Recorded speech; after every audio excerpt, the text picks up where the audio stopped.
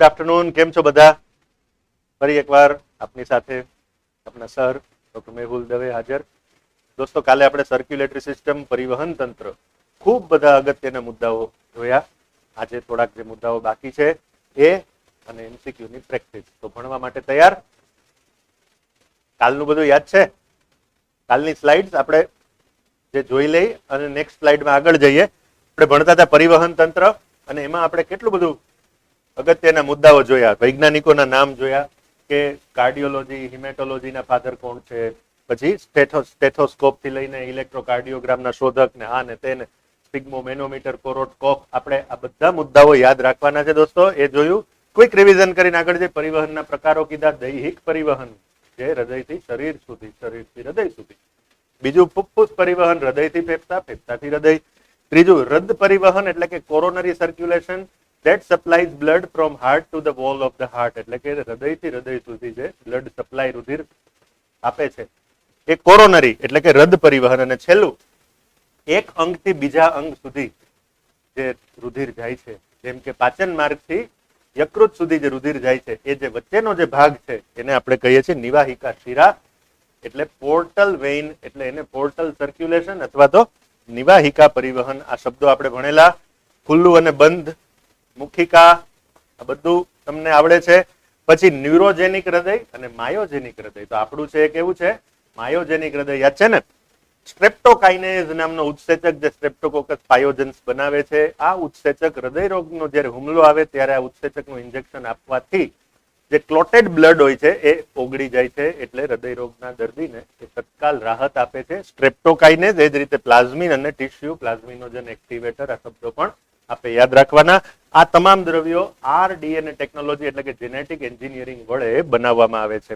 Beta બ્લોકર્સ એટલે એવી દવાઓ છે કે જે બ્લડ પ્રેશરને ડાઉન કરે છે. બ્લડ પ્રેશર એટલે કે રુધિર દબાણ ઘટાડે છે. એમાં નિફિડિપિન, એટેનોલોલ, બાઇસોપ્રોલોલ, આવા ઉદાહરણો આપણે ભણેલા. રુધિર વાહિની છે એના 3 લેયર, 3 સ્તરો, ટ્યુનિકા ઇન્ટરના સૌથી અંદરનું, વચ્ચેનું મીડિયા અને બહારના. આ ઉપરાંત આપણે લસિકાનું કાર્ય જોઈ અને સમજેલા.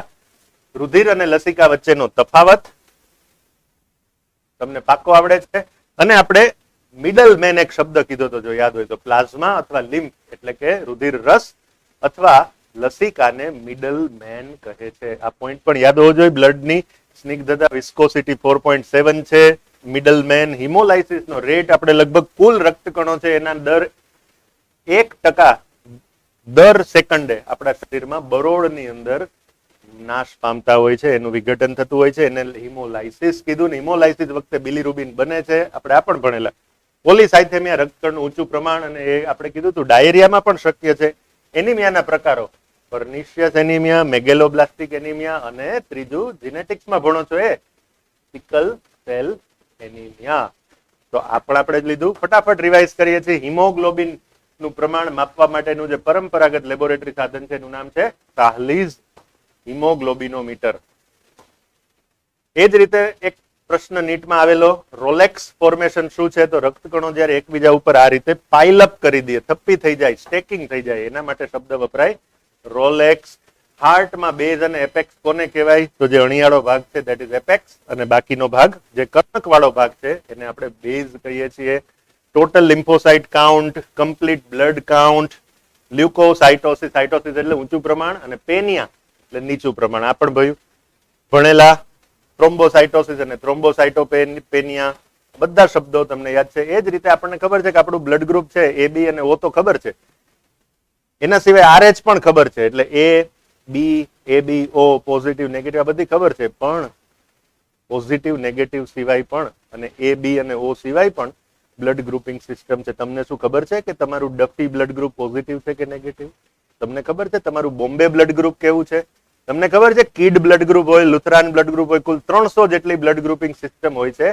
એમાંથી આપણે જો નોન મેચિંગ હોય અને મરી જઈએ એવી બે જ છે, ABO અને RH. પણ એના સિવાય ઘણી બધી બ્લડ ગ્રુપિંગ સિસ્ટમ. તેમાંની કેટલીક સિસ્ટમ અગત્યની, એના નામ તમે જોયા હતા, કિડ, ડફી, કેલ, લુથરાન, MNS, લેવિસ વગેરે વગેરે. નોંધી રાખજો.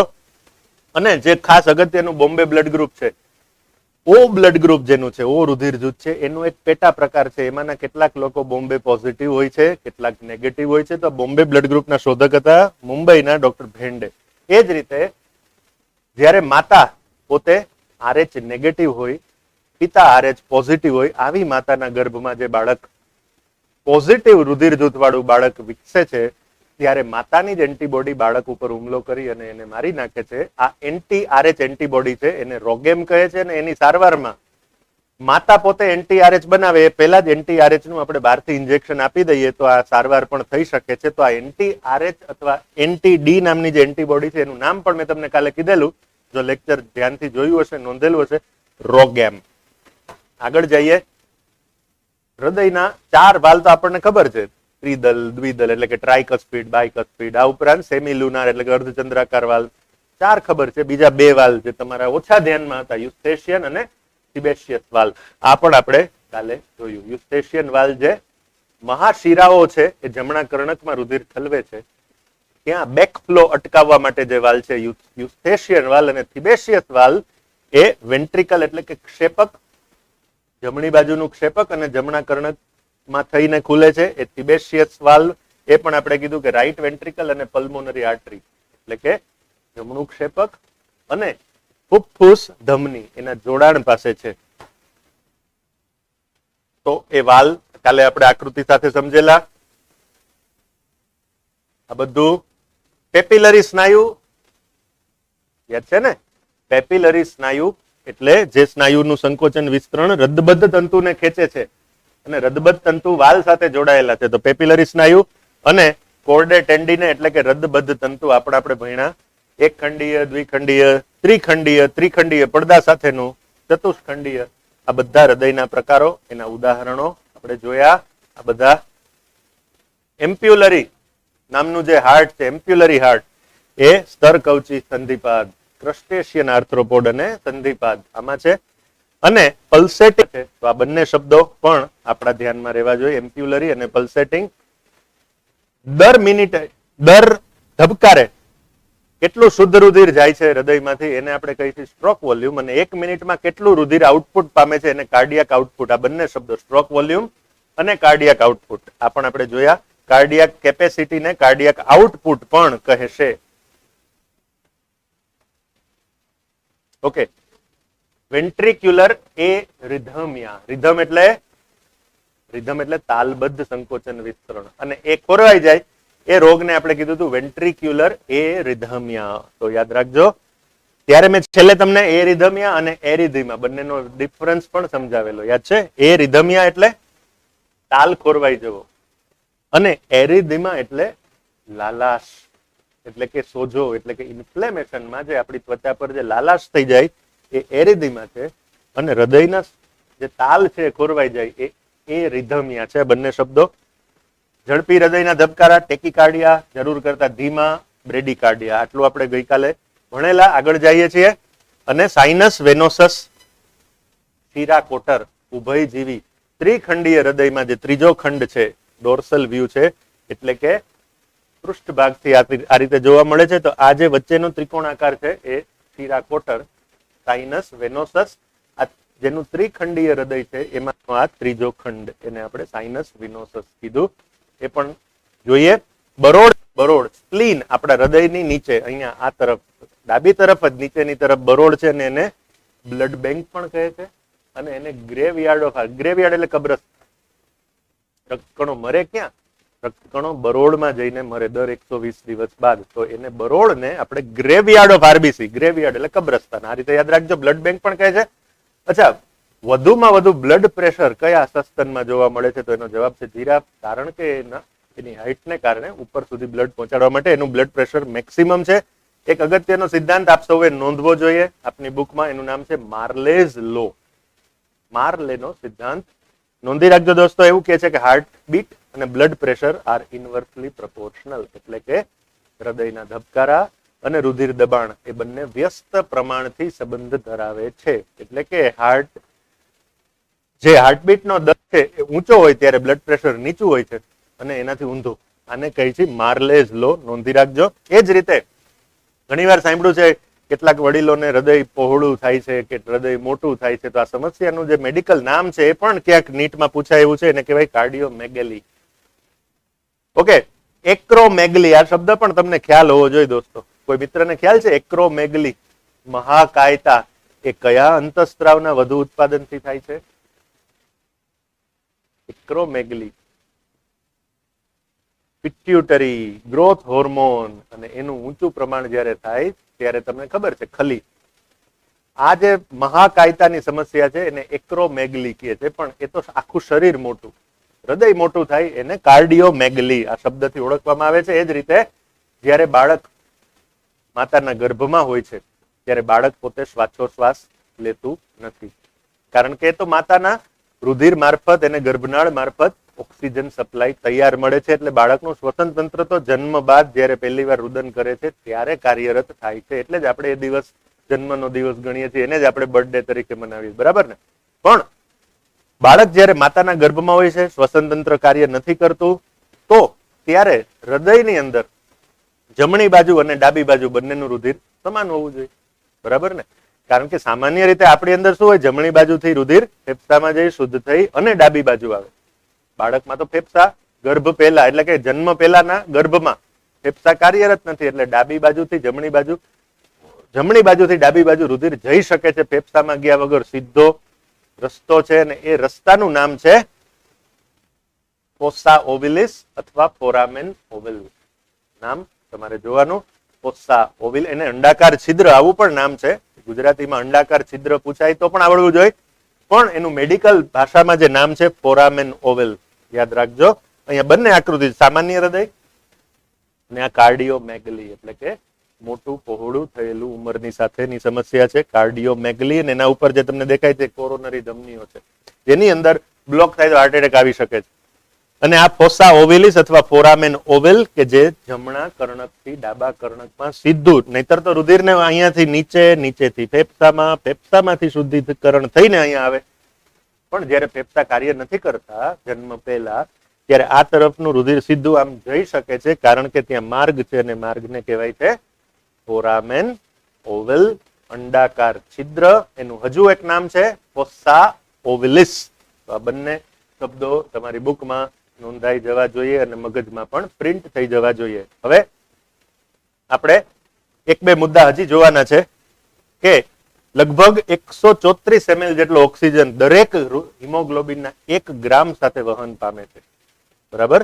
એટલે હિમોગ્લોબિનનું 1 ગ્રામ 1.34 ml જેટલું કદ ઓક્સિજનનું વહન કરે છે. તો આ પૂછાય એવો.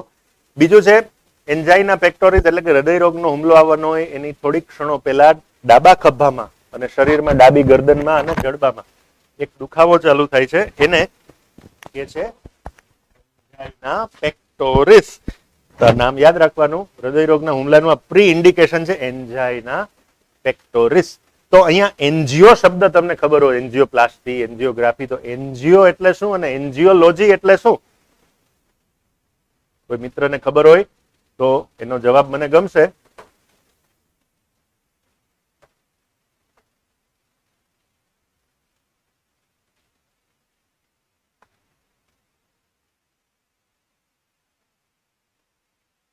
ANGIOLOGY એટલે કે એન્જિયોલોજી. એન્જિયો શબ્દ તમે ક્યાંક એન્જિયોસ્પર્મ અને જીમ્નોસ્પર્મ યાદ છે ને, સપુષ્પી વનસ્પતિ ને હાથે. તો એન્જિયો શબ્દ ત્યાં પણ આવે, એન્જિયોગ્રાફી આવે. તો એન્જિયોનો એકચ્યુઅલી અર્થ થાય છે બ્લડ વેસલ એટલે કે રુધિર વાહિની. અને આમ સામાન્ય રીતે ટ્યુબ એવો પણ અર્થ થાય. બ્લડ વેસલ એટલે કે રુધિર વાહિનીનો અભ્યાસ હોય એને એન્જિયોલોજી કહે છે. તો એન્જાઇના રુધિર વાહિનીની અંદર કોલેસ્ટ્રોલ ડિપોઝિશનને કારણે એથેરોસ્ક્લેરોસિસ થવાનું હોય એની થોડીક ક્ષણો પહેલા શરીરના ડાબા ભાગમાં જે દુખાવો થાય એને એન્જાઇનાનો દુખાવો કહે છે. અને એન્જાઇના શબ્દ એન્જિયો ઉપરથી આવેલ છે. એવી જ રીતે હૃદય રોગ અને હૃદય પરિવહન તંત્રને લગતી એક બીજી સમસ્યા એ પણ આપ સૌએ નીટ માટે જાણવી જોઈએ. એનું નામ છે મરમર. MUR. એને ઘણા લોકો મુરમુર એવું પણ બોલે, પણ આપણે મરમર એ કહેશું. તો એ હૃદય ના વાલની ખામીને કારણે જે સામાન્ય જે અવાજ છે હાર્ટબીટનો એ લબ અને ડબ આપણને ખબર છે. ફિલ્મી ભાષામાં એ ધક ધક છે, પણ મેડિકલ લેંગ્વેજમાં એને લબ ડબ કે છે ને, આપણે કાલે ભણ્યા હતા.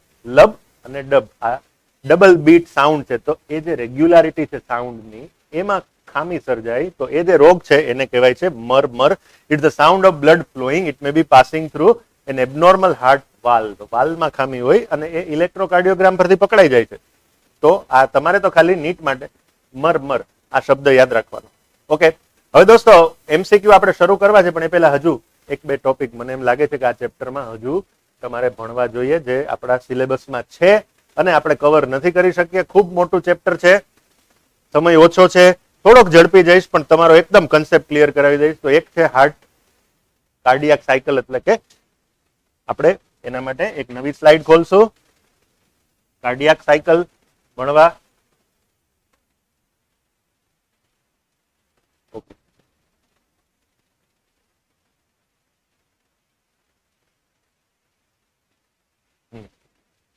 હૃદ ચક્ર.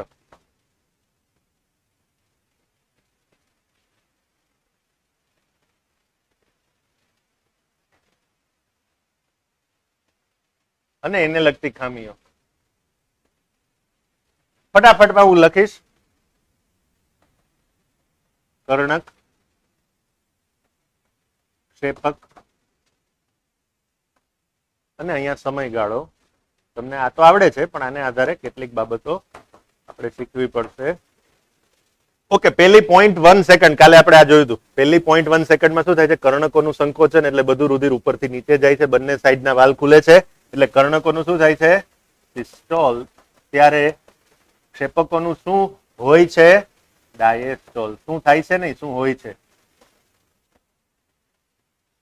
પછીની 0.3 પેલું સ્ટેપ પૂરું થયું. બીજા સ્ટેપમાં પછીની 0.3 સેકન્ડમાં ક્ષેપકોનું સિસ્ટોલ અને કર્ણકોનું ડાયેસ્ટોલ. તો આ ડાયેસ્ટોલ અને આ સિસ્ટોલ, આ બધું તમને આવડે છે. અને પછીના 0.4 સેકન્ડમાં છેલ્લું સ્ટેપ, આ આમને આમ રહે છે ક્ષેપકો અને કર્ણકો ખુલે છે, એટલે કે બંનેનું ડાયેસ્ટોલ. આનું પણ ડાયેસ્ટોલ અને આનું પણ ડાયેસ્ટોલ થાય છે. તો આ આપણને કાર્ડિયાક સાયકલ તો આવડે છે, બધા મિત્રોને આવડે છે, પણ હવે એમાં લબ અવાજ અને ડબ અવાજ એક્ઝેક્ટલી ક્યારે આવે છે એ જાણવું જોઈએ ને. તો જુઓ, લબ અવાજ એટલે દ્વિદલ ત્રિદલ બંધ થવાનો અવાજ. તો આ પેલું સ્ટેપ, પેલું સ્ટેપ, પેલું સ્ટેપ. દ્વિદલ ત્રિદલ ખુલ્લા ખુલ્લા ખુલ્લા ખુલ્લા ખુલ્લા. પહેલા સ્ટેપમાં દ્વિદલ ત્રિદલ ખુલ્લા રહે છે. એટલે એવો પ્રશ્ન પૂછાય, દ્વિદલ અને ત્રિદલ કેટલી સેકન્ડ સુધી ખુલ્લા રહે છે? તો જવાબ શું આવે? કોઈ લખીને મોકલશો? દ્વિદલ અને ત્રિદલ વાલ કેટલી સેકન્ડ સુધી ખુલ્લા રહે છે? તો એનો જવાબ મિત્રો મને જવાબ આપે એટલે આપણે કનેક્ટ થઈએ. કેટલી સેકન્ડ સુધી ખુલ્લા રહે છે ટ્રાઇકસ્પિડ અને બાયકસ્પિડ વાલ? પહેલા સ્ટેપમાં. પહેલું સ્ટેપ લખેલું જ છે. યસ, અહીંયા જવાબ આવી ગયો. 0.1 સેકન્ડ. કેટલી વાર? 0.1. અચ્છા, હવે જેવું પહેલું સ્ટેપ પૂરું થાય, જેવું બીજું સ્ટેપ શરૂ થાય, હૃદય ધબકવાનું બીજું સ્ટેપ, એ ભેગા દ્વિદલ ત્રિદલ વાલ બંધ અને અર્ધચંદ્રાકાર વાલ ખુલ્લા. તો જે દ્વિદલ ત્રિદલ બંધ થવાનો અવાજ છે લબ, એક્ઝેક્ટલી હૃદય ચક્રના 0.1 સેકન્ડ પછી આવે છે. 0.1 સેકન્ડ પછી પહેલો અવાજ આવ્યો લબ. ઓકે, ત્યાર પછીની 0.3 સેકન્ડ સુધી નીચેના વાલ, એટલે કે અર્ધચંદ્રાકાર વાલ, એમાં ફુફ્ફુસ અને મહાધમની બંને એ ખુલ્લા રહે છે અને ક્ષેપકોમાંથી બધું રુધિર ફેફસામાં જાય છે અને આખા શરીરમાં જાય. તમને ખબર, જમણી તરફથી ફેફસામાં, ડાબી તરફથી આખા શરીરમાં. તો આ બધી ઘટના 0.3 સેકન્ડ સુધી ચાલુ રહે છે, એટલે અર્ધચંદ્રાકાર વાલ 0.3 સેકન્ડ ખુલ્લા રહે છે. બીજું સ્ટેપ પૂરું થાય અને જેવું ત્રીજું સ્ટેપ શરૂ થાય, ત્રીજા સ્ટેપમાં કર્ણકોનું પેલું, બીજું અને ત્રીજા સ્ટેપમાં કર્ણકોનું ડાયેસ્ટોલ ચાલુ રહે છે અને ક્ષેપકોનું ડાયેસ્ટોલ થાય છે. તો ત્રીજું સ્ટેપ શરૂ થશે, ભેગા અર્ધચંદ્રાકાર વાલ બંધ થશે અને ત્યારે જે અવાજ આવે છે એનું નામ છે ડબ. ઓકે, તો લબ અવાજ 0.1 સેકન્ડ પછી અને ડબ અવાજ શરૂથી જુઓ તો 0.4 સેકન્ડ પછી. તો લબ અને લબ વચ્ચે કેટલો સમયગાળો? લબ અને ડબ વચ્ચે આવો પ્રશ્ન પૂછાય તો 0.3. અચ્છા, લબ અને લબ વચ્ચે કેટલો સમયગાળો? પહેલો લબ અને બીજો લબ અવાજ આવે. તો પહેલો લબ અહીંયા અવાજ આવે છે 0.1 સેકન્ડ. પછી આખું ચક્ર પૂરું થાય, બીજી વાર ચક્ર શરૂ થાય એટલે કે આખી સાયકલ પૂરી થાય ત્યારે બીજી વાર લબ અવાજ આવે તો લબ લબ વચ્ચે 0.8 સેકન્ડ. બરાબર ને? સમજાય? ડબ અને ડબ અવાજ વચ્ચે પણ 0.8 સેકન્ડ, કારણ કે ડબ અને ડબ અહીંયાથી માપવાનું શરૂ કરો અને આમ પૂરું કરીને અહીંયા સુધી, તો એ ડબ અને ડબ વચ્ચે પણ 0.8 સેકન્ડ. હવે એવું પૂછાય ડબ અને લબ વચ્ચે કેટલો સમય? ડબ અવાજ આવે અને લબ અવાજ આવે તો આપણને એમ થાય કે પેલા લબ પછી ડબ આવે, તો આ તો કઈ ટાઈમ થોડો માઇનસમાં જાય, ઊંધો તો જાય નહીં. પણ એનો જવાબ શું છે? આ ચક્રના ડબ અને આના પછીના ચક્રના લબ અવાજ વચ્ચે કેટલો સમય? તો ડબ અને લબ વચ્ચેનો સમય ગણો તો આટલો થાય. એટલે કે 0.4 અને 0.1 એટલે 0.5 સેકન્ડ. બધા યુનિટ સેકન્ડ છે. એ જ રીતે આમાંથી પ્રશ્નો કેટલી બધી વાર અલગ અલગ રીતે પૂછાઈ શકે.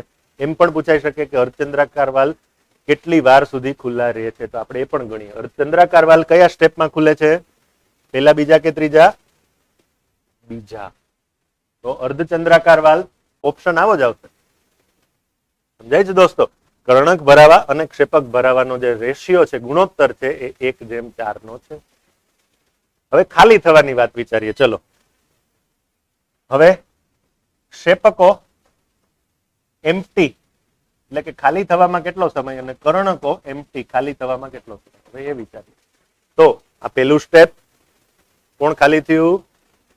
પહેલા સ્ટેપમાં કર્ણકો ખાલી થયા, ક્ષેપકો ભરાતા હતા, તે કર્ણકો ખાલી થતા હતા. તો કર્ણકો એમ્પ્ટી થવામાં 0.1 સેકન્ડ બરાબર છે ને? હવે જોઈએ ક્ષેપકો. પહેલું સ્ટેપ પૂરું. બીજા સ્ટેપમાં ક્ષેપકો ખાલી થાય, ખાલી થાય, ખાલી થાય, ખાલી થાય. તો બીજા સ્ટેપમાં એટલે કે 0.3 સેકન્ડમાં ક્ષેપકો ખાલી થયા. તો ક્ષેપકો ખાલી અને કર્ણકો ખાલી થવાનો ગુણોત્તર પૂછાય. ભરાવાનો આ ગુણોત્તર 1:4, ખાલી થવાનો ગુણોત્તર 3:1.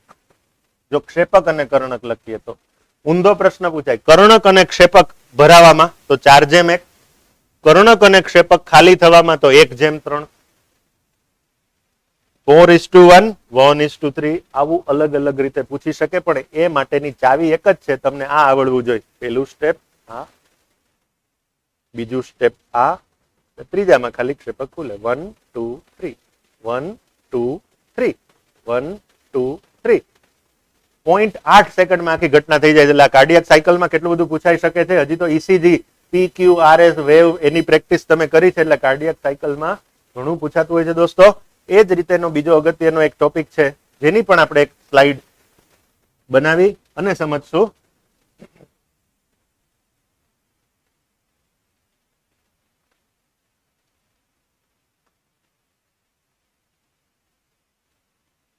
એ છે હિમોસ્ટેસિસ.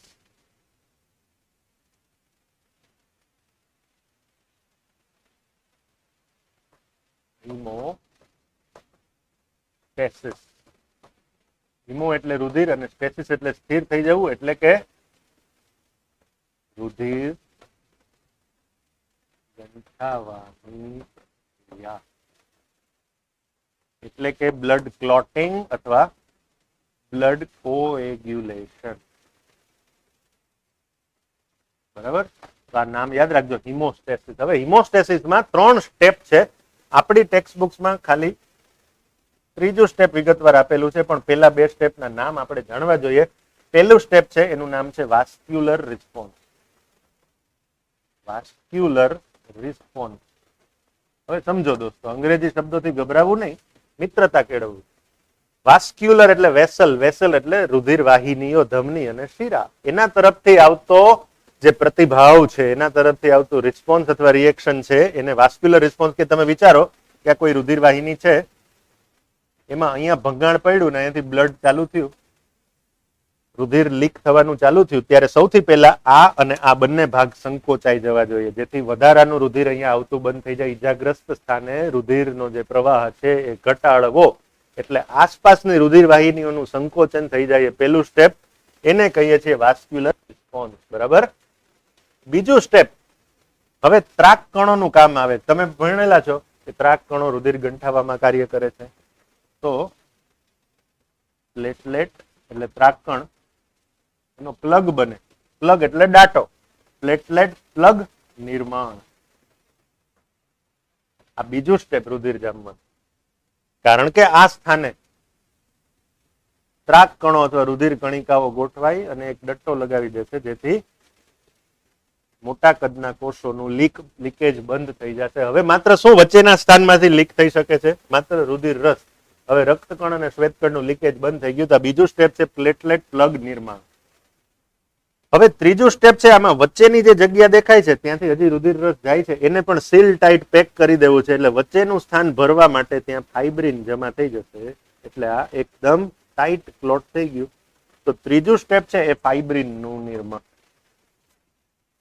ફાઇબ્રિન નિર્માણ. હવે તમને આવડે છે ફાઇબ્રિન નિર્માણ કઈ રીતે થાય છે એ તમે ભણેલા છો. અહીંયા શોર્ટમાં લખું, થ્રોમ્બોપ્લાસ્ટીનો જનમાંથી થ્રોમ્બોપ્લાસ્ટીન બને. આ થ્રોમ્બોપ્લાસ્ટીન છે એ પ્રોથ્રોમ્બિન માંથી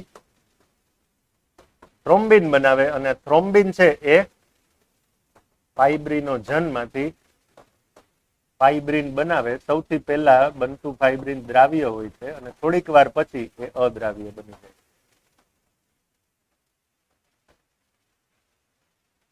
બરાબર. આ સ્ટેપ, પેલું સ્ટેપ થ્રોમ્બોપ્લાસ્ટિનોજન માંથી થ્રોમ્બોપ્લાસ્ટિન, પ્રોથ્રોમ્બિન માંથી થ્રોમ્બિન અને માંથી ફાઇબ્રિન. તમને 3 સ્ટેપ તમે ભણેલા છો. આ તો ભણેલા હતા દોસ્તો, પણ આ 2 સ્ટેપના નામ તમને નહોતા ખબર, તો એ જોઈ લેવા જોઈએ. હવે કુલ જે રુધિર જામવા માટે જરૂરી જે 12 પ્રકારની અલગ અલગ ફેક્ટર્સ જરૂરિયાતો છે, એના નામ 12 ના નામ યાદ રહી જવા જોઈએ. તમને એમ થાય સર 13 ફેક્ટર છે 1 થી 13, તો સર તમે 12 કેમ બોલો છો? કારણ કે 5 અને 6 બંને એકના જ નામ છે. ફેક્ટર નંબર 5 અને 6, કારક નંબર 5 અને 6 ની શોધ જુદી જુદી થઈ હતી. પછી ખબર પડી કે બંને એક જ દ્રવ્યના સક્રિય અને નિષ્ક્રિય આવા 2 સ્વરૂપ છે. એટલે નંબર 1 ફાઇબ્રિન, નંબર 2 આ નિષ્ક્રિય ના એનું સક્રિય તો પ્રોથ્રોમ્બિન, નંબર 3 થ્રોમ્બોપ્લાસ્ટિનોજન. તો 1, 2 ને 3 તો આમને આમ યાદ રહી ગયા.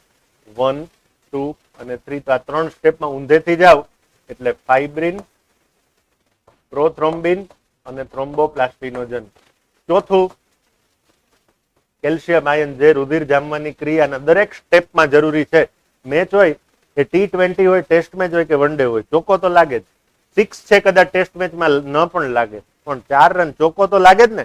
તો એમ યાદ રાખો કે 4 નંબરનું જે ફેક્ટર છે ને એ રુધિર જામવાના દરેક સ્ટેપમાં જરૂરી છે ને એ કેલ્શિયમ છે. અને આ કેલ્શિયમને અલગ કરી દો રુધિરથી તો બ્લડ ક્લોટ થતું અટકી જાય, અને એન્ટીકોએગ્યુલન્ટ કહે છે. એન્ટીકોએગ્યુલન્ટ એકચ્યુઅલી કેલ્શિયમ ચિલેટિંગ એજન્ટ હોય છે, કેલ્શિયમ દૂર કરે છે.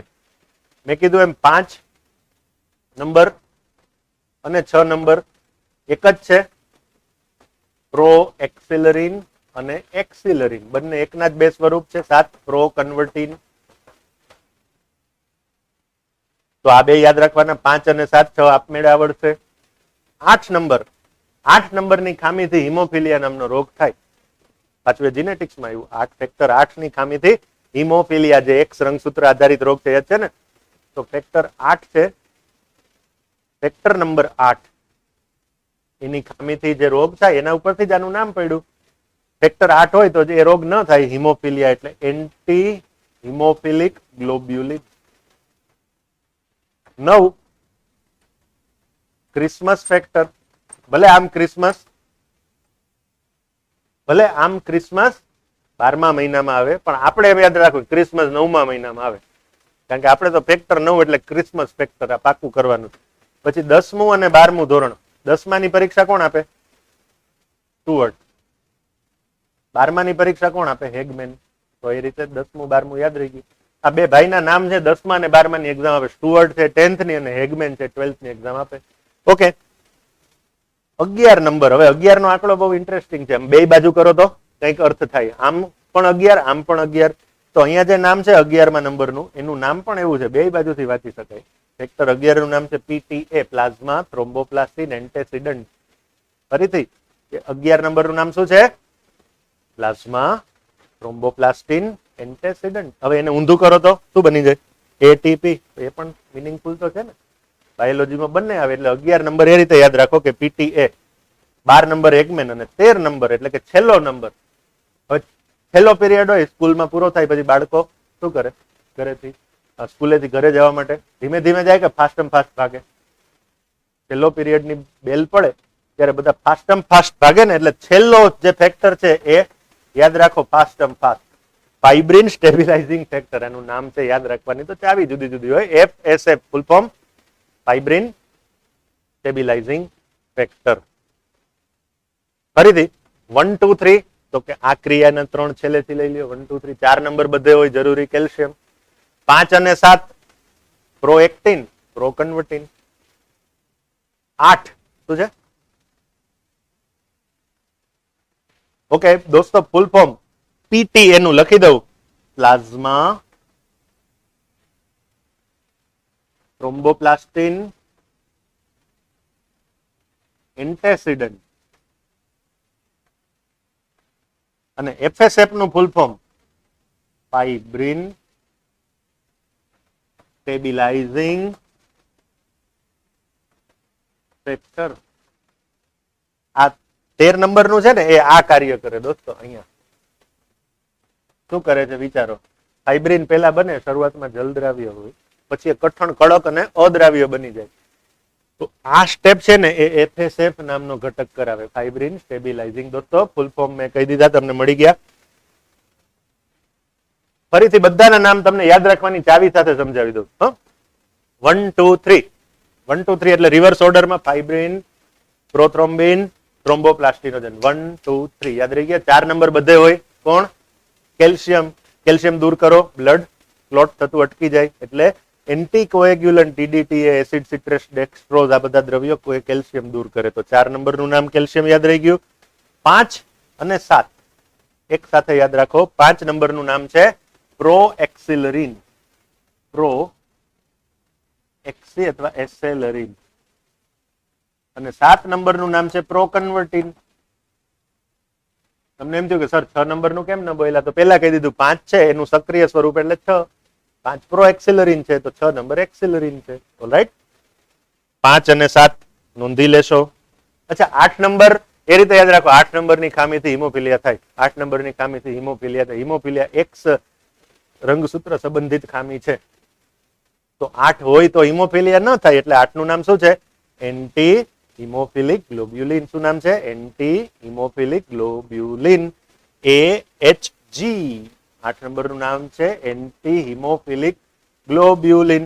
9 નંબર ક્રિસમસ. આમ સામાન્ય રીતે ક્રિસમસ ભલે 12માં, આપણે ક્યારે યાદ રાખવાની? 9મા મહિનામાં ક્રિસમસ. એટલે આપણને ફેક્ટર 9 ક્રિસમસ. 10માની પરીક્ષા કોણ આપે? સ્ટુઅર્ટ. 12માની કોણ આપે? એગમેન. એટલે 10 અને 12 નંબર યાદ રહી ગયા. 11મું તો વિશિષ્ટ છે, યાદ રહી જ જાય. 11 નંબરનો આંકડો આમ ઉલટા પુલટા વાંચી શકાય એવી રીતે 11 નંબરનું ફેક્ટર છે એ આપણું જે પ્રિય એટીપી છે એનું ઊંધું છે. 11 નંબરનું પીટીએ. શું છે પૂરું નામ? પ્લાઝ્મા થ્રોમ્બોપ્લાસ્ટિન એન્ટેસિડન્ટ. 12 તો આવડી જ ગયું. છેલ્લે 13 નંબર એટલે ફાસ્ટમ ફાસ્ટ. 13 નંબર એટલે ફાઇબ્રિન સ્ટેબિલાઇઝિંગ ફેક્ટર. 13 નંબર એટલે ફાઇબ્રિન સ્ટેબિલાઇઝિંગ ફેક્ટર. તો આ રીતે 13 કારકોના નામ નોંધી રાખશો. બ્લડ ક્લોટિંગ ની રુધિર જામવાની જે ક્રિયા છે હિમોસ્ટેસિસ 3 સ્ટેપમાં થાય છે. પહેલું, બીજું, ત્રીજું. આ ત્રીજું સ્ટેપ અગત્યનું, એ 8 સ્ટેપ્સમાં થાય છે. અને આ બધા સ્ટેપ્સમાં જે કાર્ય કરે છે એ ઇન્ટ્રિન્સિક અને એક્સટ્રિન્સિક પાથવેના જુદા જુદા ફેક્ટર્સ છે. એ આ તમામ ફેક્ટર્સ. હવે થોડાક એમસીક્યુ સોલ્વ કરવા માટે આપણે આગળ વધીશું દોસ્તો આપણી સ્લાઇડમાં.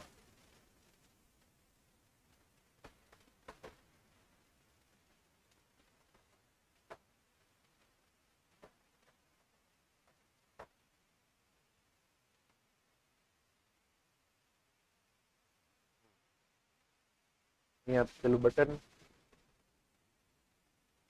આ તરફ આવી ગયું દોસ્તો, કોઈ વાંધો નહીં. આપણે આ તરફથી લઈએ છીએ. સસ્તન એટલે કે આપણે આપણા રુધિરના ત્રાક કણોનું આયુષ્ય કેટલું હોય છે? હવે આપણને રક્ત કણોનું આયુષ્ય તો ખબર છે 120 દિવસ.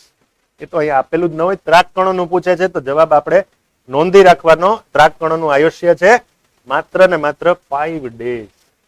ઓકે, તો 5 દિવસ નોંધી રાખશો. અચ્છા, સસલું અને અન્ય સસ્તનો એમાં રક્તકણનું નિર્માણ ક્યાં થાય છે? તો આપણને આ તો જવાબ આવડે છે. Who is mother of blood? રુધિરની માતા કોણ છે? આવું પૂછાય તો પણ એ જવાબ આવડે. રુધિરની માતા કોણ છે? રુધિરની માતા છે બોન મેરો, અસ્થિ મજ્જા. તો અહીંયા જવાબ આવશે અસ્થિ મજ્જા, રક્તકણનું નિર્માણ. અચ્છા, અહીંયા એક બીજો શબ્દ, રક્તકણોનું ઉત્પાદન ઇરિથ્રોપોએસિસ. શ્વેતકણોનું નિર્માણ લ્યુકોપોએસિસ. ત્રાક કણોનું નિર્માણ થ્રોમ્બોપોએસિસ. આ ત્રણ પ્રકારના રુધિર કોષો છે, એનું નિર્માણ માટેનો એક શબ્દ હિમેટોપોએસિસ. અસ્થિ મજ્જામાં થાય છે, બોન મેરોમાં થાય છે. હિમેટોપોએસિસ એટલે રુધિર કોષોનું નિર્માણ, એમાં રક્તકણનું નિર્માણ, ઇરિથ્રો શ્વેતકણોનું નિર્માણ, લ્યુકો ત્રાક કણોનું નિર્માણ, થ્રોમ્બોપોએસિસ. તો અહીંયા તો જવાબ અસ્થિ મજ્જા. બધા મિત્રો ફટાફટ ડીડી જવાબ આપે છે, બધાનો જવાબ સાચો છે. નેક્સ્ટ સ્લાઇડમાં જશું. આશીષભાઈ સ્લાઇડ આગળ વધે તો આ તરફ કરી આપો. સસ્તનમાં રુધિરનું પરિવહન, ખાસ તો આ પ્રશ્નમાં આપણે સુધારશું કે અહીંયા, ચાલો દોસ્ત આ પ્રશ્ન બે રીતે આપણે ભણીએ, ઓક્સિજન યુક્ત અને ઓક્સિજન વિહીન રુધિરનું પરિવહન. અહીંયા આપણે પ્રશ્નમાં સુધારો કરી લઈ. ઓક્સિજન યુક્ત રુધિરનું પરિવહન ક્યાંથી થાય છે? ઓક્સિજન યુક્ત, તો જવાબ આપણને ખબર છે ડાબી તરફથી.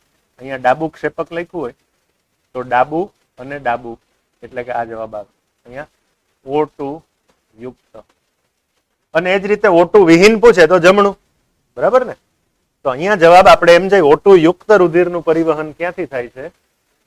તો જવાબ આવશે 1 અને 2 બંને. અચ્છા, યકૃતમાં રહેલી સૂક્ષ્મદર્શીય એટલે કે નાની રુધિર કેશિકાઓ એને શું કહે છે? હવે યકૃતમાં જે નાની નાની માઇક્રોસ્કોપિક કેપિલરીઝ છે એને સિરિકાથી ઓળખાય છે. જવાબ નોંધી રાખવાનો, સિરિકાથી ઓળખાય છે. અચ્છા, અહીંયા કેશાકર્ષણ નળી એટલે કેપિલરી ટ્યુબ એટલે કે રુધિર કેશિકા. એની પારગમ્યતા સૌથી ઓછી શામાં હોય છે? ચામડી, મગજ, યકૃત કે મૂત્રપિંડ? અઘરો પ્રશ્ન છે. કોઈ મિત્રો જવાબ આપવા માંગતા હોય તો હું રાહ જોઈશ. ત્વચા, મગજ, યકૃત કે મૂત્રપિંડ?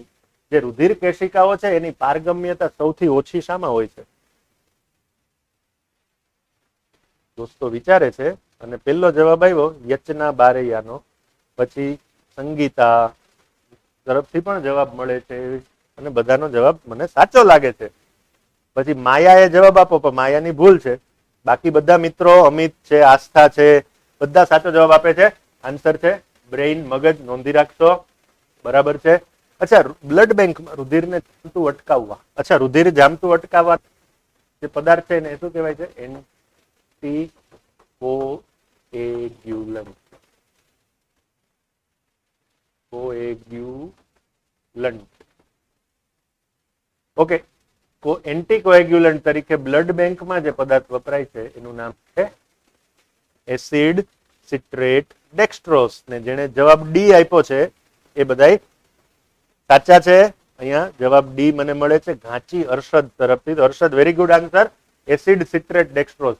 અચ્છા, એન્ટીકોએગ્યુલન્ટ છે, કેલ્શિયમ દૂર કરી અને રુધિરને જામતું અટકાવે છે, એટલે એ રીતે પણ આપણે યાદ રાખશું. Acid citrate dextrose. અચ્છા, ચતુર્ખંડી હૃદય પક્ષીઓમાં હોય છે, આપણને ખબર, સસ્તનોમાં હોય છે, મગરમાં અપવાદ રૂપે હોય છે. તો જવાબ શું વધે? જે તમને બહુ ઈઝી આવડે છે. આનો જવાબ બી છે સર્પ.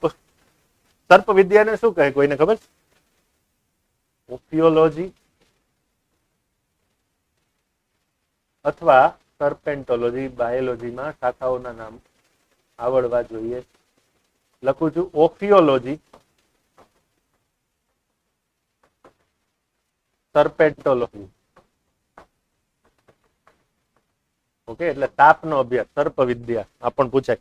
અચ્છા, સર્પ છે એ રેપ્ટાઇલ એટલે સરીસૃપમાં આવે તો પાછો સરીસૃપના અભ્યાસની જે બાયોલોજીની શાખા છે એના માટે શબ્દ છે હર્પેટોલોજી. તો આ પણ આપણે નોંધી રાખીશું. સરીસૃપનો અભ્યાસ હર્પેટોલોજી, પક્ષીઓનો અભ્યાસ ઓર્નિથોલોજી, સર્પનો અભ્યાસ ઓફિયોલોજી અથવા સર્પેન્ટોલોજી, આવી રીતે દરેક અલગ અલગ, જેમ કે બધાના અલગ અલગ નામ છે. કીટકોનો અભ્યાસ હોય તો એને એન્ટોમોલોજી કહે છે, હે ને? આ બધાના નામ આપણને, અને ખાસ તો અશ્મિ વિદ્યાને પેલિયોન્ટોલોજી પણ કહે છે. તો આ બધા નામ આપણે જોશું. અહીંયા જવાબ સર્પ આવે છે. સસ્તનના હૃદયમાં કર્ણક્ષેપક વાલ્વ ક્યાં આવેલ છે? અચ્છા, તો હૃદયની રચના આપણને ખબર, કર્ણક્ષેપક વાલ્વ એટલે ત્રિદલ અને દ્વિદલ. કર્ણક્ષેપક વાલ્વ, અને આ છે બંને એ ફુફ્ફુસીય અને આ છે મહાધમની વાલ્વ. તો કર્ણક્ષેપક વાલ્વ આ બંને છે, એટલે આ ડાબા કર્ણક્ષેપકની વચ્ચે તેમજ જમણા કર્ણક્ષેપકની વચ્ચે, ડાબા અને જમણા. તો અહીંયા જમણું કર્ણક જમણું ક્ષેપક રાઈટ, ડાબુ કર્ણક ડાબુ ક્ષેપક રાઈટ, ફુફ્ફુસીય શિરા અને ડાબુ કર્ણક નો, ફુફ્ફુસીય વાલ અને હૃદપેશી નો. તો જવાબ આ બંને છે. હવે ક્યારેક આવા પ્રશ્નો આવી જતા હોય છે કે બંને જવાબ સાચા લાગે, ત્યારે પ્રશ્નમાં પણ ભૂલ હોઈ શકે. પણ અહીંયા સસ્તનના હૃદયમાં કર્ણક્ષેપક વાલ કોની વચ્ચે આવેલ છે? તો જવાબ એ અને બી તમે જે લખશો એમાં તમને પૂરા માર્ક આપવા જ પડશે. બંને સાચા હોય છે. હવે આ પાકો આવડે છે, બોલો આનો જવાબ વાંચી અને તમે મને જવાબ આપો. આમાં હું કાંઈ નહીં સમજાવું. પ્રશ્ન નંબર 9 એનો જવાબ, જો ક્રિસમસ રોગથી પીડાતો હોય તો તેનામાં શાની ખામી છે? થ્રોમ્બિનની, વિટામિન સી, હોમોજેન્ટિક એસિડ કે ફેક્ટર નંબર 9? હું જવાબની રાહ જોઈશ, કારણ કે મેં સમજાવી દીધું. તમને જવાબ આવડવો જ જોઈએ. બધા મિત્રોને આનો જવાબ આવડવો જોઈએ. જેને પીરિયડ ધ્યાનથી સાંભળો છે બધાને યસ જવાબ આવવાનો ચાલુ થયો. ધ્વનિતે પહેલો જવાબ આપ્યો અને ધ્વનિતે કીધું એટલે આપણે સાચું જ પાડી દઈએ. કાજલ પણ સાચું આપે છે જવાબ. રિયાનો જવાબ ખોટો છે. માનસીનો સાચો, પછી યચના, પછી હાઈજીમાં, પછી હર્ષદ, બધાના જવાબ આપણે કીધું ને આપણા માટે ક્રિસમસ છે 9મા મહિનામાં આવે એમ યાદ રાખવાનું. તો ફેક્ટર નંબર 9 એટલે ક્રિસમસ ફેક્ટર, એની ખામી છે ક્રિસમસ રોગ. ઓકે, નેક્સ્ટ, પ્રોથ્રોમ્બિન માંથી થ્રોમ્બિન થ્રોમ્બોપ્લાસ્ટિન દ્વારા રૂપાંતર કરવા કયા ધન આયનની જરૂર પડે? તો થોડી વાર પહેલા મેં કીધું હતું કે T20 મેચ હોય, વન ડે મેચ હોય કે ટેસ્ટ મેચ હોય, દરેક મેચમાં શું લાગે? 4 રન તો જાય જ. તો એવું કયું આયન છે કે દરેક સ્ટેપમાં કામ કરે છે? આનો જવાબ કોણ કહેશે? બધા જવાબ હું બોલું એ પહેલા આપવા માંડ્યા. જો ઓકે, એમાં મ્યુઝિકલ ટોન વાળું કોઈ નામથી જે જોડાણા છે એને પણ સાચો જવાબ આપ્યો. તો જવાબ છે કેલ્શિયમ આયન. Very good. અચ્છા, રુધિરમાં મર્ક્યુરીનું પ્રમાણ, પારાનું પ્રમાણ સામાન્ય રીતે કેટલું હોય? કેટલું ભયજનક છે? તો આ જવાબ કદાચ કોઈ તમારે અનુમાન લગાવવું પડે એવો છે, પણ યાદ રાખજો એક શબ્દ, બાયોબર્ડન. આપણા રુધિરમાં કેટલાક નુકસાનકારક દ્રવ્યો અથવા પ્રદૂષકોનું જે પ્રમાણ હોય છે એને એનું બાયોબર્ડન કહે છે. જેમ કે તમને ખબર છે આપણા રુધિરમાં ડીડીટી પણ હોય છે, જૈવિક વિશાલન. પર્યાવરણમાં ભણ્યા હોય તો આવડતું જ હોય કે આપણા રુધિરમાં ડીડીટી પણ હોય છે. તો આપણા રુધિરમાં જે ડીડીટી નું પ્રમાણ છે 30-35 ppm જેટલું, એને એનું બાયોબર્ડન કહેવાય. અહીંયા જવાબ છે 30 માઇક્રોગ્રામ પર 100 ml. 100 ml એટલે 100 ml, એને ડેસી લીટર પણ કહે છે. 100 ml ને બીજા શબ્દથી પણ ઓળખવામાં આવે છે, ડેસી લીટર. તો અહીંયા જવાબ છે ડી. નોંધી રાખજો. ગઈકાલનો લેક્ચર ભણ્યો હોય તો આ જવાબ આવડી જશે. હૃદયનું પ્રત્યારોપણ કરતા પહેલા એ વ્યક્તિએ મૂત્રપિંડનું પણ પ્રત્યારોપણ કર્યું હતું. જવાબ છે જેમ્સ વોટસન. ના, અને તો ડીએનએ ની રચના આપી. હાર્વીએ શું સમજાવ્યું? પરિવહન તંત્રનો અભ્યાસ સમજાવ્યો. હરગોવિંદ ખોરાના એ જનીન સંકેતો સમજાવ્યા. વૈદો કોણ? આપણા ક્રિશ્ચિયન ભાઈ. તો એનું નામ છે ક્રિશ્ચિયન બર્નાર્ડ. ઓકે, પર્કિનીય તંતુ અથવા પર્કિન્જે તંતુ શાની સાથે સંકળાયેલા છે? તો પર્કિનીય તંતુ શું છે ખબર છે કોઈને? હિસના સ્નાયુઓ શું છે ખબર છે કોઈને? જુઓ, જેને નથી ખબર એ દોસ્તો ધ્યાન આપશે. ઓકે, આપણા હૃદયની રચનામાં અહીંયા એસએ અને અહીંયા એવી, આ બે ગાંઠ એસ એ નોડ અને એ વી નોડ. એસએ નોડ દ્વારા સંદેશો માત્ર કર્ણકોમાં જાય છે અને એવી નોડ પાસે જાય છે. એવી નોડ દ્વારા હિસના સ્નાયુઓમાં થઈને સંકોચન માટેનો સંદેશો બધા ક્ષેપકોમાં જાય છે અને અહીંયા નાના નાના તંતુઓ વડે એક ક્ષેપકની દિવાલ સાથે આ સ્નાયુ જોડાય છે. તો આ જે સ્નાયુ છે એ બધા હિઝ સ્નાયુ જૂથ. એના છેડે આવેલા નાના તંતુઓ પર્કિન્જે તંતુ. તો હૃદય સાથે સંકળાયેલ તંતુઓ પર્કિન્યે અથવા પર્કિન્જે તંતુઓ યાદ રાખવાનું. પછીનો પ્રશ્ન છે કે કઈ મોટી ધમની એવી છે સ્થિતિસ્થાપક સંયોજક પેશી. ક્યારેક આવા શબ્દો આવે ત્યારે વિચારી લેવાનું કે સંયોજક પેશી, કારણ કે નીટનું પ્રશ્નપત્ર મૂળભૂત રીતે અંગ્રેજીમાં બનશે, પછી કોઈ એનું ગુજરાતી ભાષાંતર કરશે અને તમારી પાસે આવશે ત્યારે કેટલાક શબ્દોમાં અટપટો પ્રશ્ન થાય. તો મેં તમને કાલે પણ કીધું હતું, ત્યારે બાજુમાં આપેલો અંગ્રેજીનો પ્રશ્ન વાંચવી અને સમજવું. તો અહીંયા જોડતી પેશી લખ્યું હોય, અંગ્રેજીમાં બાજુમાં હશે કનેક્ટિવ ટિશ્યુ, સંયોજક પેશી આપણે સમજવાનું. તો અહીંયા મહાધમનીની અંદર સૌથી પ્રકારે રચના આ રીતે આવેલી છે. ખુલ્લું પરિવહન તંત્ર, બહુ જ ઇઝી આન્સર. મનુષ્ય, સરીસૃપ, પ્રાણી કે આ કઈ શેરી? કાલના લેક્ચરમાં આપણે કીધું હતું, ખબર છે? એક એવી શેરી કે જેમાં પાઇપલાઇન મારફત પાણી આવે છે અને બીજી એવી શેરી કે જેમાં કોર્પોરેશનનું ટેન્કર આવી અને પાણી ભરી જાય શેરીમાં. બધા પોતાના ઘરમાં પાણી એમને ડોલથી ભરીને લઈ જાય. ખુલ્લું પરિવહન તંત્ર નીચલી કક્ષાના સમુદાય જેમ કે સંધિપાદ, એની ખૂબી છે. તો કીટક જવાબ આવશે. ઓકે. કઈ મસ્તિષ્ક ચેતા હૃદયના સ્નાયુ, તો મગજમાંથી શરૂ થઈ અને આપણા થોરેક્સ સુધી એટલે કે ઉરસ સુધી આવતી હોય એવી એક જ ચેતા છે 10 નંબરની મસ્તિષ્ક ચેતાની જોડ. 10 નંબરની જે જોડ છે, કુલ 12 જોડ ચેતાઓ મસ્તિષ્ક ચેતા છે, એમાંથી 10 નંબરની છે પુરોદર પટલ, ફેફસા, હૃદય સુધી આવે છે અને એનું નામ છે વેગસ ચેતા. આવડે ને? જો મિત્રોએ જવાબ આપી દીધો, વેગસ ચેતા. ઓકે. ફેફસાથી હૃદય સુધી રુધિરનું વહન. ફેફસાથી હૃદય સુધી જે રુધિર લાવે છે એ શુદ્ધ રુધિર લઈને હૃદય તરફ આવે છે. હૃદય તરફ આવે એટલે એ શિરા હોવી જોઈએ. એટલે અહીંયા જવાબ શિરા અને વધારે સ્પેસિફિક જવાબ ફુફ્ફુસીય શિરા. તો અહીંયા જ્યારે બે જવાબ હોય ત્યારે વધુ સ્પષ્ટ જવાબ હોય, વધુ સાચો લાગતો હોય એ જવાબ ગણવાનો. આ બંને જવાબ સાચા જ છે, ખોટા ન પાડી શકે, પણ વધુ સ્પષ્ટ અને સાચો જવાબ છે ફુફ્ફુસીય શિરા એટલે કે સી. કયું વિધાન શિરાઓ માટે સાચું છે? હૃદય તરફ લાવે છે, આ તો સાચું. ઓક્સિજનેટેડ ના, ક્યારેક ડીઓક્સિજનેટેડ હોય દૈહિકમાં, આ પણ ખોટું. ઓકે, તો જવાબ છે બી, વાલ નથી, એ પણ ખોટું. પરિવહન તંત્રનો અભ્યાસ લુઈસ પાસ્ચરે? ના, લુઈસ પાસ્ચરે તો સૌ પ્રથમ રસી બનાવી સ્મોલ પોક્સ શીતળાની, ત્યારબાદ હળકવાની, ત્યારબાદ એન્થ્રેક્સની અને કોલેરાની. આ બધી રસીઓ બનાવી લુઈસ પાસ્ચરે. તો રોગ પ્રતિકાર તંત્રનો અભ્યાસ કર્યો એટલે આ ન આવે. વિલિયમ હાર્વી આવે. એડવર્ડ જેનરે સૌ પ્રથમ કાઉપોક્સ અને સ્મોલ પોક્સ એટલે કે શીતળાની રસી બનાવવા માટેની નિર્માણ પ્રક્રિયામાં સૌ પ્રથમ 1798માં એડવર્ડ જેનરે સમજાવ્યું. ત્યારબાદ 1885માં એને આધારે પાસ્ચરે શીતળાની રસી બનાવી. વેકા એટલે કાવ, ફ્રેન્ચ ભાષામાં વેકા એટલે કાવ. કાઉપોક્સ નામના રોગ થઈ ગયો હોય તો સ્મોલ પોક્સ એટલે શીતળા નથી થતો, આવું એડવર્ડ જેનરે આપણને સમજાવ્યું. એટલે એડવર્ડ જેનરે કાઉપોક્સ ઉપર કાર્ય કરેલું, કાઉપોક્સ નામના રોગ વિશે. એટલે પાસ્ચરે જે પ્રથમ દ્રવ્ય બનાવ્યું ને એને વેકા ઉપરથી વેક્સિન નામ આપ્યું. બોલો ક્યાંથી ક્યાં શબ્દ. આજે આખી દુનિયા વેક્સિન એટલે કે રસી રસી કરે છે. તમે પણ ટૂંક સમયમાં રસી લઈ લેશો. કેટલાક મિત્રો 18+ હશે, એને લઈ લીધી હશે. તો રસી, વેક્સિન શબ્દ વેકા, વેકા એટલે કાવ અને ફ્રેન્ચ ભાષામાં કાવ.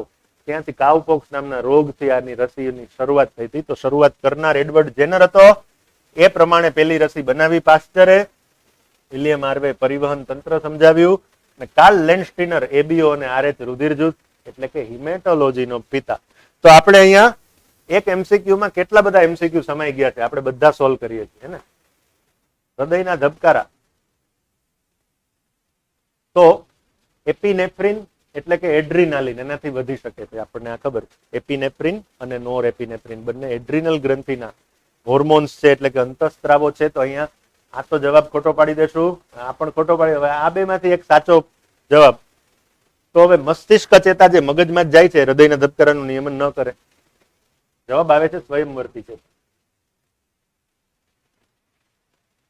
હૃદયના ધબકારાનો દર શેના વડે માપી શકાય છે? આ પ્રશ્નમાં થોડીક આપણે સુધારવો પડે એમ છે કે હૃદયના ધબકારાનું નિયમન કોણ કરે છે? એનો જવાબ આવે સાઇનો એટ્રિયલ નોડ, જેને કુદરતી પેસમેકર કહે છે.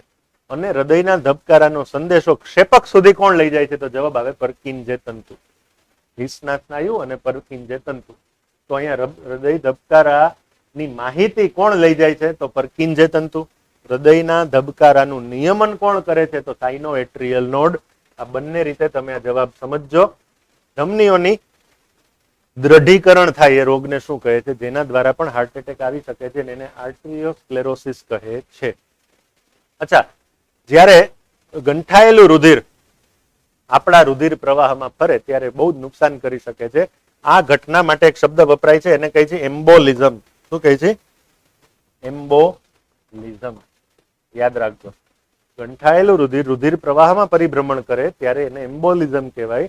અને આર્ટરિયોસ્ક્લેરોસિસમાં પણ આવું થઈ શકે છે, કારણ કે આર્ટરિયોસ્ક્લેરોસિસમાં આની દ્રઢતા વધી જાય, એ વધારે બટકણી બની જાય, વધારે એની સ્થિતિસ્થાપકતા ઓછી થઈ જાય, બટકી જાય, એમાંથી રુધિર બહાર નીકળી જાય, જામી જાય, અને જામેલું રુધિર ફરી અંદર આવી શકે છે. તો એમ્બોલિઝમ એ આર્ટરિયોસ્ક્લેરોસિસમાં થઈ શકે છે. અચ્છા, હૃદચક્ર કેટલા સમય? આ પ્રશ્નનો જવાબ તો મને નથી આવડતો, આ મિત્રોને આવડે તો ભલે.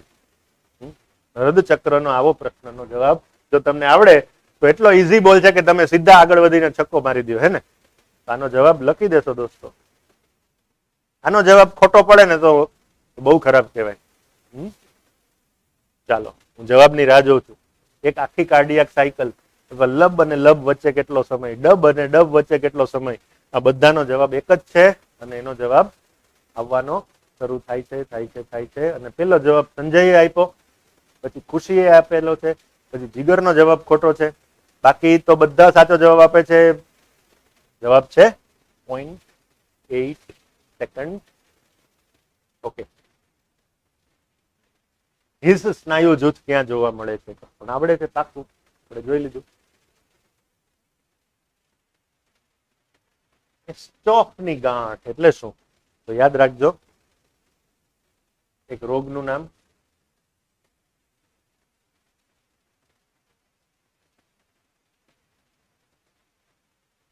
રૂમેટિક ફીવર નામનો રોગ. આ રોગમાં આપણા હૃદય ઉપર એન્ટીબોડી હુમલો કરે છે. ઓકે. અને હૃદયમાં કેટલાક સ્થળે સોજો આવી જાય છે, અને સોજાને કારણે ગાંઠ જેવી રચના થાય છે. એ ગાંઠને એસ્ટોકની ગાંઠ કહેવાય છે. એટલે હૃદય ઉપર જે ગાંઠ બની જાય છે, કયા રોગમાં? ર્યુમેટિક ફીવર. ત્યારે પાછું ર્યુમેટિક આર્થરાઇટિસ એટલે સંધિવા, ગોઠણનો દુખાવો. ઓકે, અહીંયા ર્યુમેટિક ફીવર, હૃદય. સિસ્ટોલ, તો ડાયેસ્ટોલ કે સિસ્ટોલ? સંકોચન સિસ્ટોલ, વિસ્તરણ ડાયેસ્ટોલ. સંકોચન સિસ્ટોલ, વિસ્તરણ ડાયેસ્ટોલ. તો પછી કર્ણકોનું અને ક્ષેપકોનું બંનેનું સંકોચન થાય એને સિસ્ટોલ નામથી ઓળખીએ છીએ. એટલે સિસ્ટોલ કર્ણક અને ક્ષેપક બંનેનું સંકોચન સૂચવે છે. અચ્છા, હૃદયના ધબકારાનો ઉત્તેજક સંદેશો ક્યાંથી ઉદ્ભવે છે? જેને પેસમેકર કહે છે, જે હૃદય ધબકારનું આખું જે સાયકલ છે એનું નિયમન પણ કરે છે. એટલે આનો જવાબ પણ બધા મિત્રોને આવડે એવો છે. જવાબ આવવાનો શરૂ થાય છે.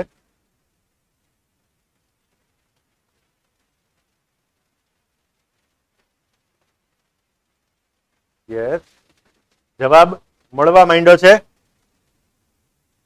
હૃદયના ધબકારાનો ઉત્તેજક સંદેશ ઉદ્ભવે છે સાઇનો એટ્રિયલ નોડમાંથી, SAN માંથી. તો જવાબ બી છે. ફરીથી આગળ જાય. યુસ્થેશિયન વાલ્વ ક્યાં હોય છે? તો હૃદયમાં હોય છે. આપણે ભણી લીધું છે એટલે હું વિગતમાં નથી જતો. હૃદયનો પ્રથમ ધબકારો ક્યારે સંભળાય છે? તો હૃદયનો પ્રથમ ધબકારો ક્યારે સંભળાય છે? તો દ્વિદલ અને ત્રિદલ બંધ થાય ત્યારે જે લબ અવાજ આવે છે એ હૃદયના ધબકારાની શરૂઆત ગણાય છે. તો એના જવાબમાં દ્વિદલ ત્રિદલ બંધ થાય. અને 30મો આજે પ્રશ્ન લઈ લઈ, હૃદયના કયા ખંડની દિવાલ સૌથી જાડી અને મજબૂત હોય છે? તો જ્યાંથી રુધિરને દૂર દૂર સુધી છે પગના અંગૂઠા સુધી મોકલવાનું હોય છે એ છે ડાબુ ક્ષેપક. તો એની દિવાલ મજબૂત હોવી ઘટે હે ને, એટલે જવાબ આવે છે ડાબુ ક્ષેપક. અહીંયા આપણે આ પીરિયડમાં અહીંયા વિરામ લઈએ. ફરી થોડાક MCQ ની પ્રેક્ટિસ કરી અને નેક્સ્ટ ચેપ્ટરમાં નેક્સ્ટ ટાઈમ જશું. ત્યાં સુધી અહીંયા અટકીએ દોસ્તો. વાંચતા રહ્યો, ભણતા રહ્યો અને નીટ માટે મજબૂત બનો. નીટ એટલે ગોખણપટ્ટી નહીં, નીટ એટલે સમજૂતી અને સમજણ સાથેની ખૂબ મહેનત, હાર્ડવર્ક. તો બધા હાર્ડવર્ક કરો.